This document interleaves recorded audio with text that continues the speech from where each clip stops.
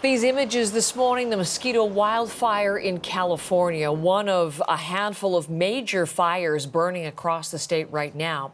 This one's in Tahoe National Park. It's forced a mandatory evacuation in a nearby community. It doubled in size yesterday to more than 2,300 hectares, and the fire is still 0% contained. State fire officials say there have been 6,100 wildfires in California so far this year. But that is not the only catastrophe hitting the United States' largest state right now. California also under a scorching heat dome that is threatening to take the power grid offline. It's cause for us to call in Steve Futterman. He is live in Los Angeles. Always great to see you, Steve, but I do not envy the conditions that you're living in right now. What are the people of California having to endure these days? Well, it's not really the Golden State right now. It's a state of fires. It's a state of scorching heat waves and possible power outages. They're all connected together, too. Obviously, the heat is the main linchpin in all this. We've had very high temperatures the last few days. And really, when you talk about the length of the heat wave, we really never experienced anything like this. Sure, we've had extreme temperatures for a day or two, but this has been going on for 5, 6, 7 days.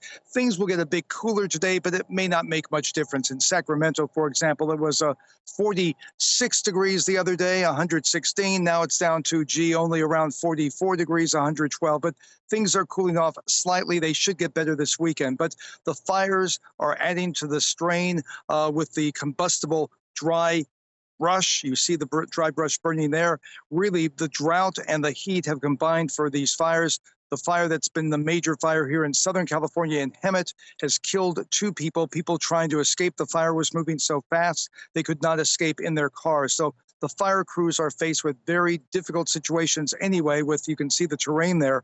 But when you add the heat, it's just very, very difficult. So perhaps some easing very slightly today, but some hope for the weekend. It may get down below 100 degrees Fahrenheit, so that would be in the mid-30s. Still very difficult, but more manageable. Isn't that incredible? Cheering when the temperature falls below 100 into the mid-90s.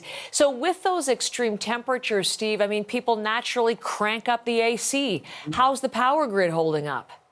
It's holding up, and that's the main thing we can say. The big issue was on Tuesday night. The power demand reached 52,000 megawatts. And look on the screen right now, because this was an emergency alert sent out to millions of cell phones. I received it on mine. This may have prevented rolling blackouts, because when this alert came out, quickly, the demand fell by around 2,000 megawatts. That was enough to avoid the rolling blackouts on Tuesday. So we're faced with another situation today where it will be high demand. They're asking people between 4 p.m. and 9 p.m., these are the peak hours, to lower their usage. And hopefully California will get by it today, but it'll be very close. It'll be very close whether we have rolling blackouts or not. Teetering on the brink. Steve will follow that. But thank you very much for getting up early for us this morning. As I say, always good to talk to you, Steve Futterman. Sure.